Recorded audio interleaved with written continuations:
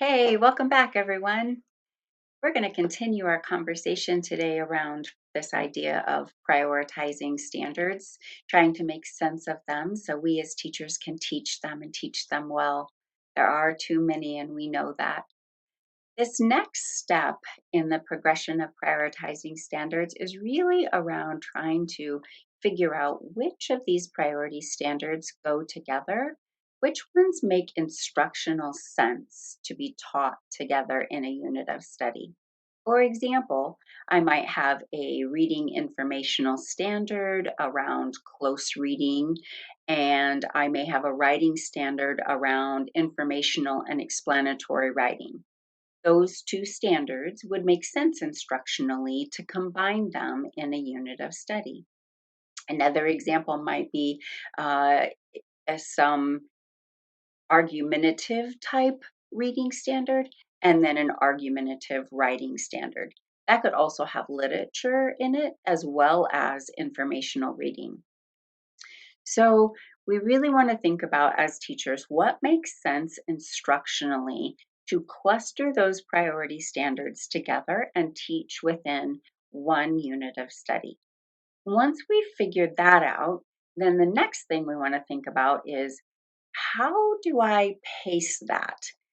What is the learning progression that I really want to consider as a teacher?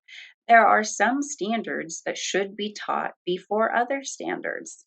So we really have to think about the developmental learning progression as we start to think about which unit we should teach first, second, third, fourth, and so on. I would say that in most units, it is typical to have two or three priority standards.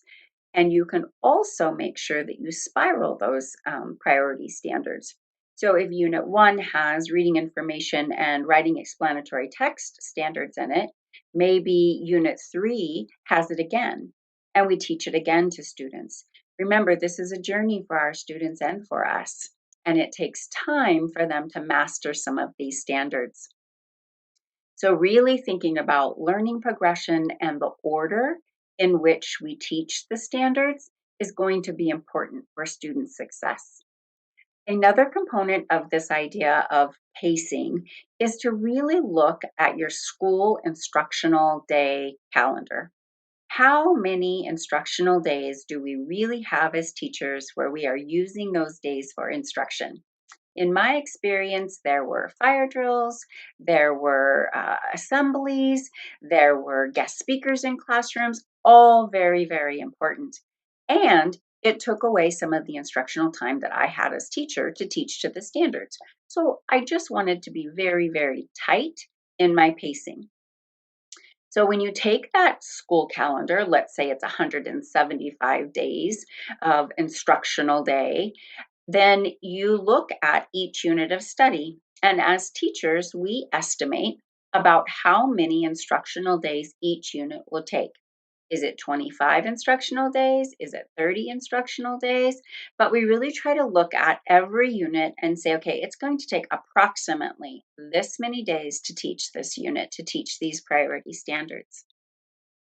Then we're going to do that for every single unit of study, all the priority standards along that continuum of learning progression.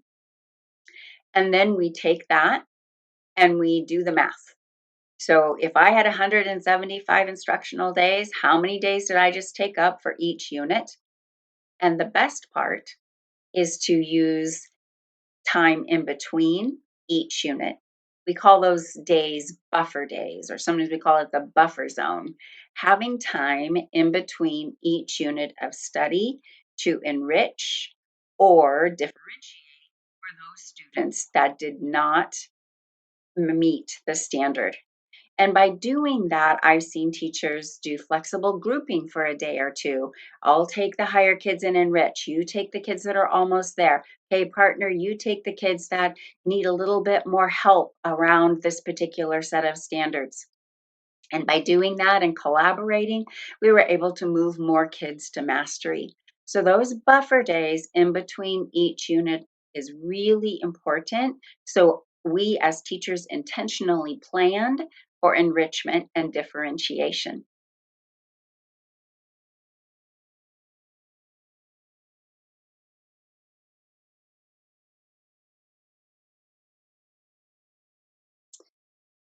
Pacing and assigning the standards once they've been prioritized is really important so teachers have a clear roadmap of the priority standards and when they will be teaching and assessing them.